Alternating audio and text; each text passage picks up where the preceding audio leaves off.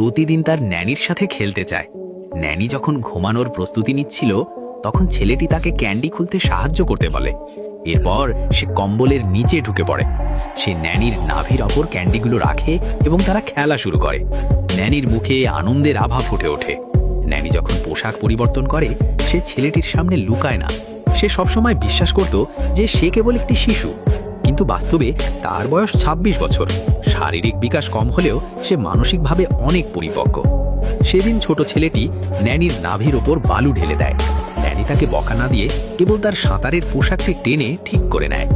এটি ছেলেটিকে আরও সাহসী করে তোলে। সে ন্যানির হাতে ক্যান্ডি ঢেলে দেয় এবং তারপর পাগলের মতো জিভ দিয়ে চাটতে থাকে। ন্যানি এতে আনন্দ পায়। ন্যানি যখন কাজ করছিল, ছেলেটি আড়াল থেকে তাকে দেখছিল। সে যখন তাকে নিজের ভালোবাসার কথা জানাতে যাবে, তখন সে তাকে তার বাবার সাথে দেখে ফেলে। কিছুদিন পর ন্যানি অন্তঃসত্ত্বা হয়ে পড়ে। ছোট ছেলেটি রাগে ফেটে পড়ে। সে ন্যানির পেটে ঘুষি মারে, কিন্তু তাতে কোনো কাজ হয় না। ন্যানি যখন সন্তান জন্ম দেওয়ার ঠিক আগ মুহূর্তে ঘুমাচ্ছিল, ছেলেটি চুপি চুপি একটি কাঁচি নেয় এবং ভ্রূণটিকে মেরে ফেলার প্রস্তুতি নেয়, কিন্তু ন্যানি তাকে বাধা দেয়। সন্তান জন্ম হওয়ার পর পুরো পরিবার আনন্দে উদযাপন করে। কেবল ছোট ছেলেটি বিষণ্ণ থাকে। এরপর সে দোলনার কাছে যায়।